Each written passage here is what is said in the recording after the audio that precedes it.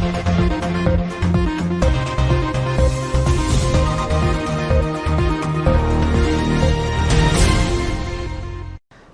मैं अभिजीत शर्मा उज्जैन आज में आप सभी का स्वागत करता हूं। आइए नजर डालते हैं शहर की कुछ मुख्य गतिविधियों पर।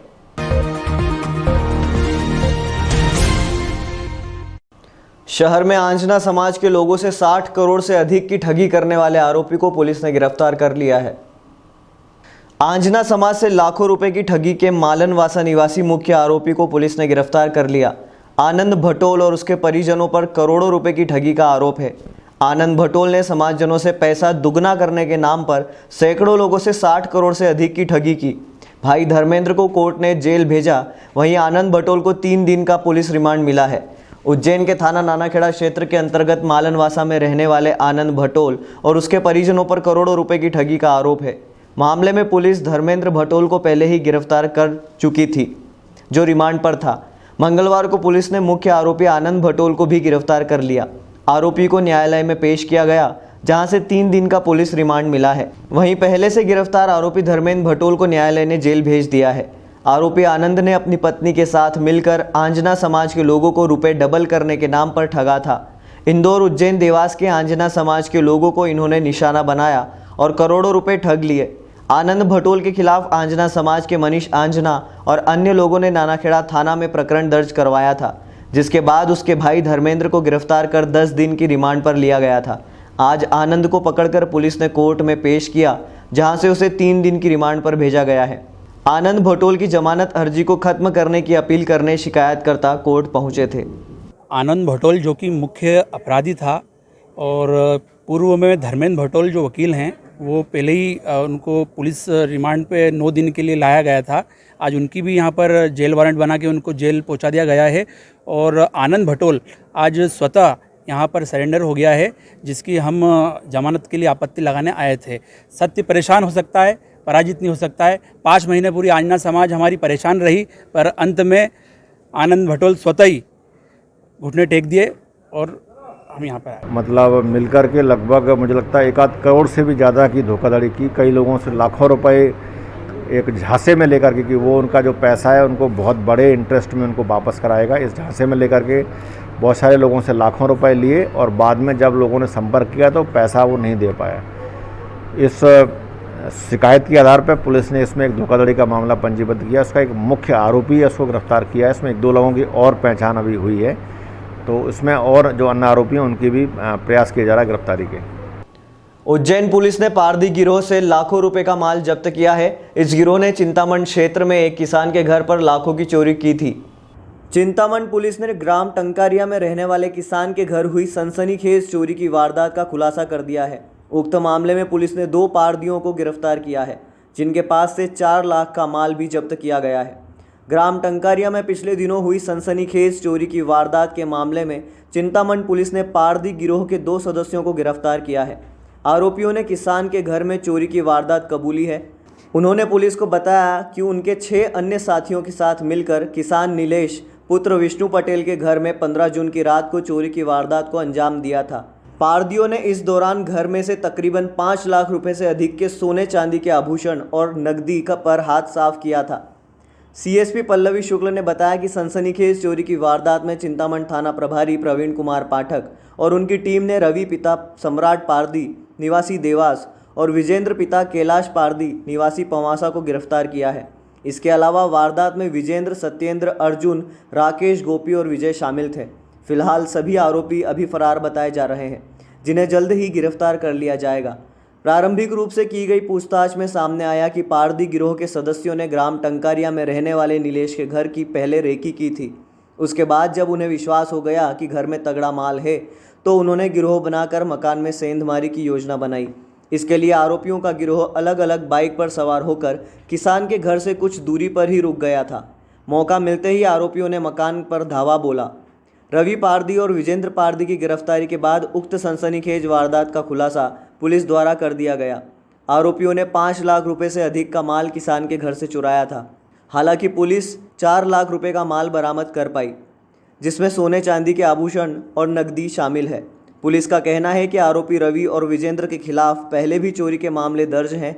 पुलिस स्टाफ आरोपियों ने चोरी का माल एक व्यक्ति को बेच दिया था, जिससे माल जब्त किया गया है। 16 जून को ग्राम टंकारिया थाना चिंतामन के अंतर्गत एक बड़ी घटना हुई थी, जिसमें लगभग 5 लाख से भी अधिक का चोरी हुई थी और अज्ञात आरोपियों के विरुद्ध में इसमें मामला दर्ज किया गया था। इसमें साइबर टीम और चिंतामन पुलिस के द्वारा संयुक्त रूप से काम किया गया है और इसमें पारदी गैंग को चिन्हित किया गया। इसके 2 आरोपी पकड़ने में सफलता मिली है।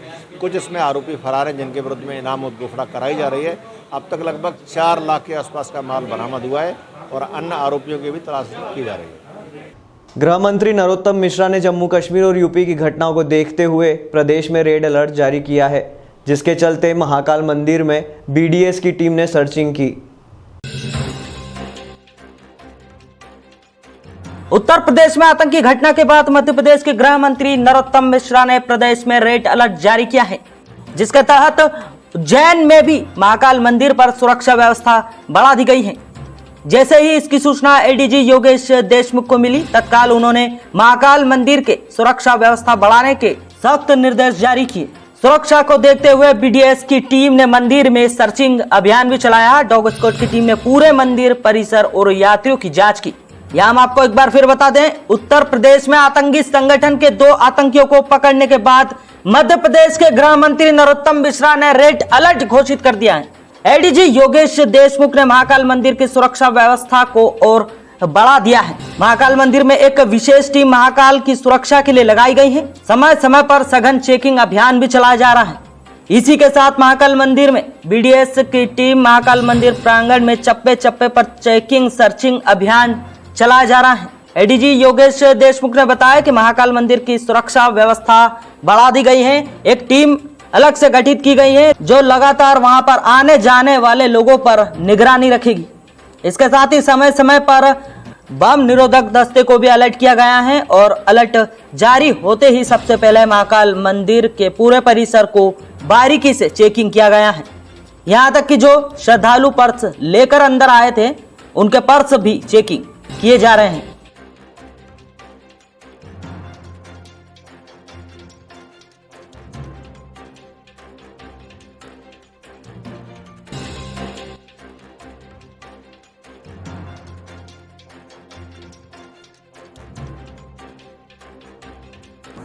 देखिए, एक जनरल जितने भी इम्पोर्टेंट इंस्टॉलेशन होते हैं, उन सभी की सुरक्षा रक्षा का दायित्व सभी का होता है, विशेषकर पुलिस का और वहाँ पे जो प्राइवेट एजेंसीज होती हैं उनका।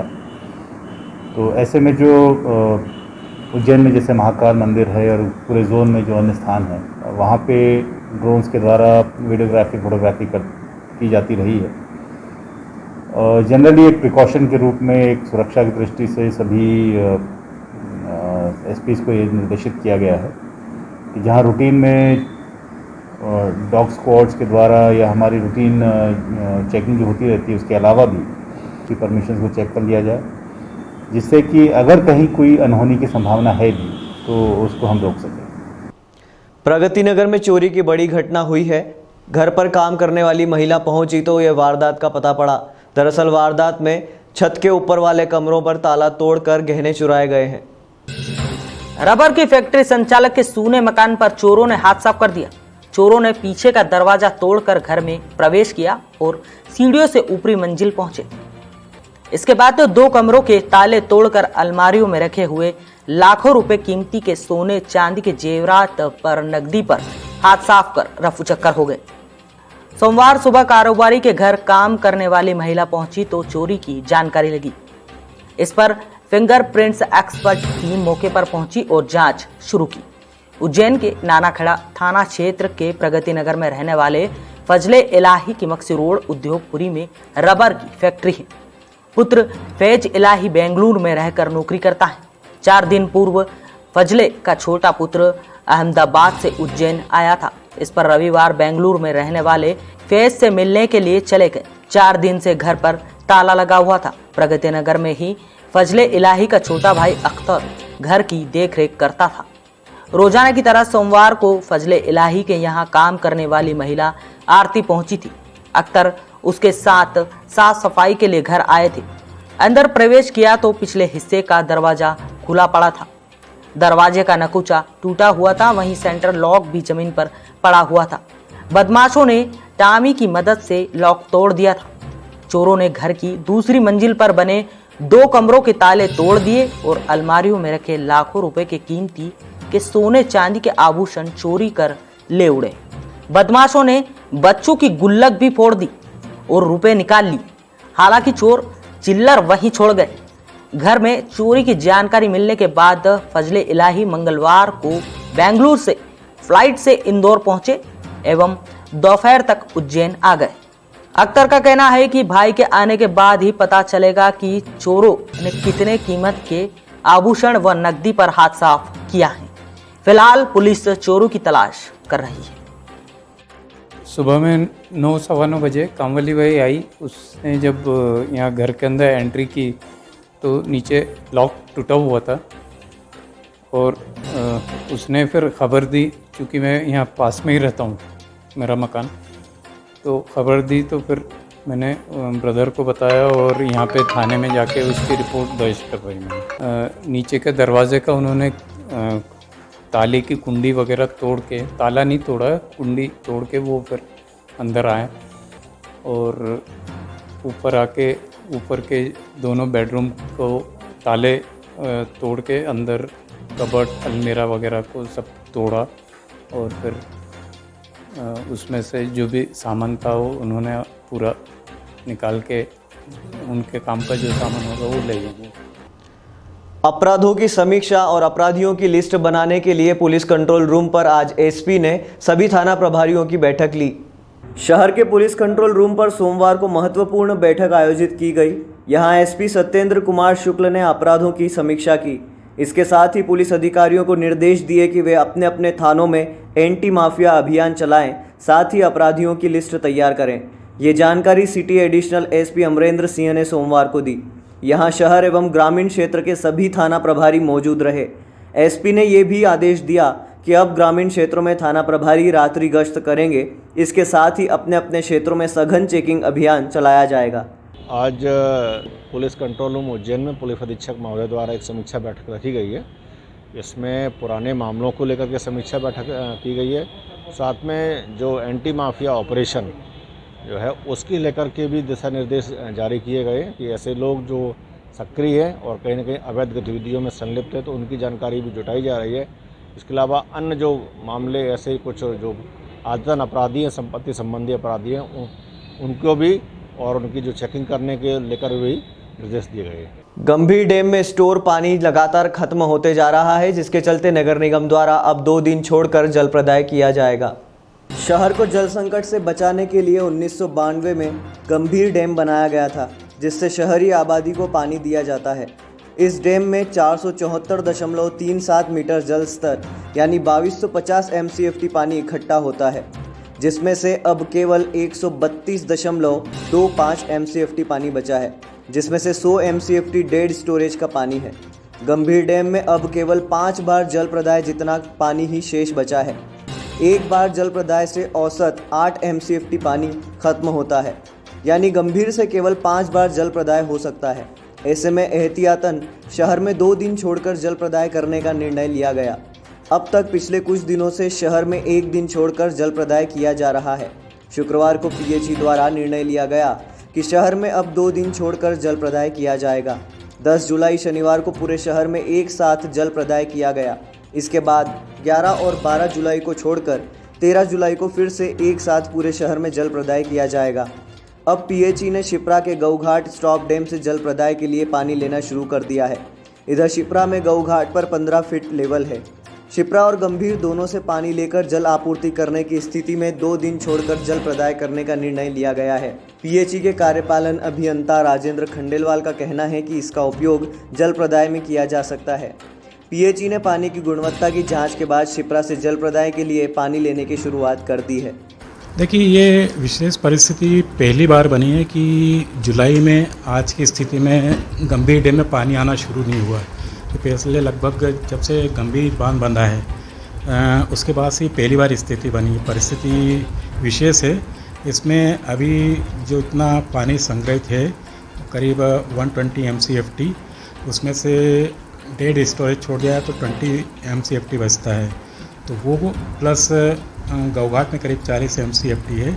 दोनों का यूज़ करते हुए प्लानिंग ये है कि यदि 3 दिन छोड़कर दिया जाता है तो लगभग 25 जुलाई तक हम लोग इस तरह से सप्लाई कर पाएंगे। देखिए, इसी को फिर और 5-7 दिन बाद हो सकता है कि अवधि बढ़ाने की ज़रूरत पड़े और कुछ और यदि से अभी आवक कभी क्षिप्रा में बनी हुई है जो बीच में जो बारिश हुई थी उसके कारण, तो उधर पीछे बैरेज में त्रिवेणी वगैरह में भी कुछ स्टोरेज है, तो उनको यूज़ करते हुए और सप्लाई जहाँ तक ठीक करने का प्रयास किया जाएगा। शहर में कंट्रोल रूम के समीप बनी मल्टी के एक हिस्से को नगर निगम ने आज धराशायी कर दिया।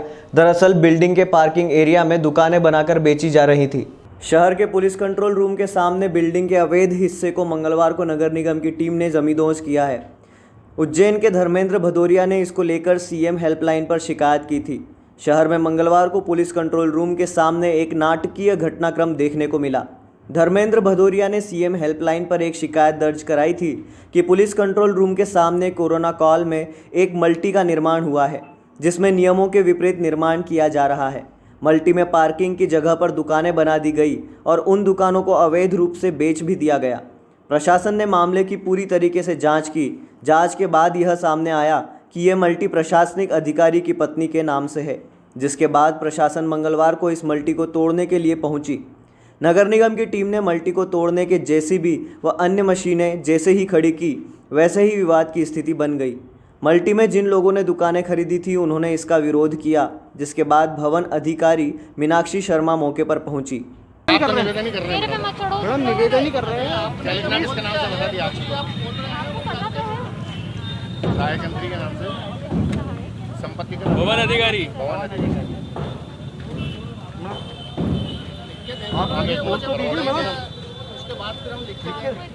हालांकि नगर निगम की टीम ने मल्टी के पार्किंग हिस्से को तोड़ दिया है।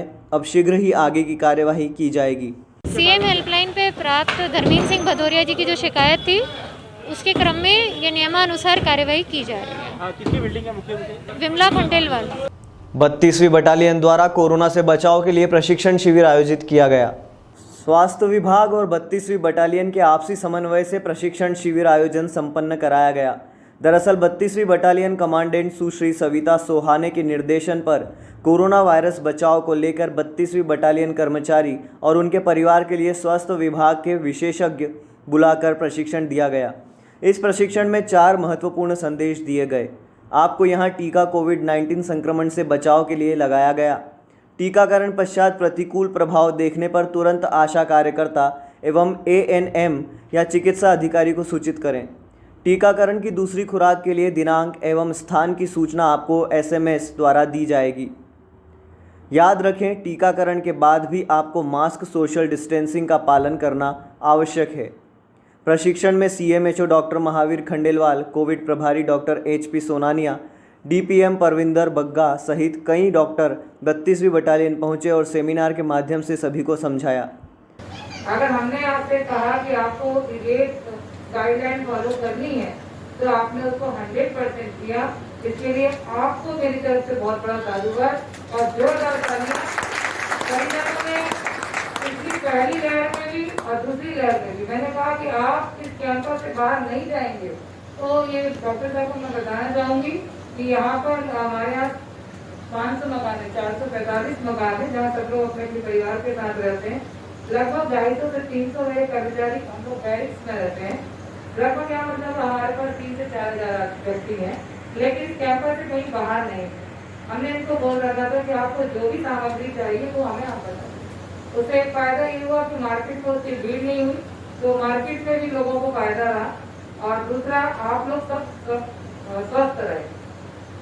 आपके स्वस्थ रहने से हमारा पूरा कैंपस कोरोना फ्री लगभग रहा। इसको फ्री कहेंगे क्योंकि इससे 2 या 3 लोग ही हमारी बटालियन में, पहले उसमें 1 और दूसरे में अभी 3 लोग। मेरा संदेश यही है कि कोरोना से डरिए नहीं, पर कोरोना से बचिए। और कोरोना से बचने के जो आज से साल भर पहले भी हमारे पास में जो 3 मुख्य बातें थी, 2 गज की दूरी, मास्क और सैनिटाइजेशन, इसका हम पालन करें। अगर हम हमारी पुरानी संस्कृति को देखें तो भारतीय संस्कृति में ये चीज़ शुरू से है हम किसी से गले मिलने की प्रथा हमने बाद में शुरू की, नहीं तो हम एक दूसरे के हाथ जोड़ के ही मिलते हैं या ज़्यादा से ज़्यादा बुजुर्गों के पाँव छूते हैं। तो भारतीय संस्कृति अपने आप में एक वैज्ञानिक संस्कृति, उसी को फॉलो करेंगे तो कोरोना से बचाव निश्चित रूप से। 32वीं बटालियन निश्चित रूप से धन्यवाद की पात्र है। हालांकि जिस हिसाब से 32वीं बटालियन के कमांडेंट मैडम पहले से इतनी अलर्ट है और उन्होंने इस तरह का वैक्सीनेशन कराया और जो व्यवस्था की है, मैं नहीं सोचता कि शायद ही किसी संस्था में इतनी अच्छी व्यवस्था होगी कि आदमी छुट्टी से लौटकर 3 दिन क्वारंटाइन रहे, उसका RT-PCR टेस्ट और उसके बाद भी 2 दिन बाद उसको सामान्य एक्टिविटी में इन्वॉल्व किया जाए। तो और 32वीं बटालियन से कहीं ना कहीं दिल से मैं भी जुड़ा हुआ हूँ, इसलिए मैं 32वीं बटालियन को धन्यवाद भी देता हूँ। मध्य प्रदेश मलखम्ब एसोसिएशन की वार्षिक साधारण सभा 11 जुलाई को सोनू गहलोत की अध्यक्षता में आयोजित की गई। मध्य प्रदेश में मलखम्ब एसोसिएशन की वार्षिक साधारण सभा दिनांक 11 जुलाई 2021 को विश्वविद्यालय के अतिथि गृह में माननीय सोनू गहलोत की अध्यक्षता में संपन्न हुई। उक्त साधारण सभा में वर्ष भर की सभी जानकारियां एवं आय व्यय की जानकारी सचिव किशोरी शरण श्रीवास्तव महोदय द्वारा प्रस्तुत की गई। साथ ही एसोसिएशन की 3 वर्षीय कार्यकारिणी का पूर्ण गठन भी किया गया, जिसमें वर्तमान अध्यक्ष माननीय सोनू जी गहलोत को पुनः अध्यक्ष का भार ग्रहण करने हेतु सर्व सम्मानित से प्रस्ताव पारित किया गया। सचिव के पद पर श्री राजेंद्र जी शर्मा इंदौर को सर्व सम्मानित से मनोनीत किया गया। उपाध्यक्ष के पद पर रतलाम के श्री ओम प्रकाश जी त्रिवेदी को निर्वाचित किया गया। सह सचिव के पद पर श्री विजय बाली का मनोनयन किया गया। एसोसिएशन के अध्यक्ष कोषाध्यक्ष का भार पूर्व सचिव श्री किशोरी शरण श्रीवास्तव को दिया गया। इस पावन अवसर पर वयोवृद्ध वरिष्ठ मलखम्ब गुरु आदरणीय श्री शेखर बनाफर को शाल श्रीफल एवं स्मृति चिन्ह भेंट कर सम्मानित किया गया। इसी पुनीत अवसर पर मलखम्ब फेडरेशन ऑफ इंडिया के संस्थापक दार्य श्री राकेश श्रीवास्तव गोपाल एवं श्री सुभाष जैन उज्जैन का शॉल श्रीफल एवं स्मृति चिन्ह सम्मानित किया गया।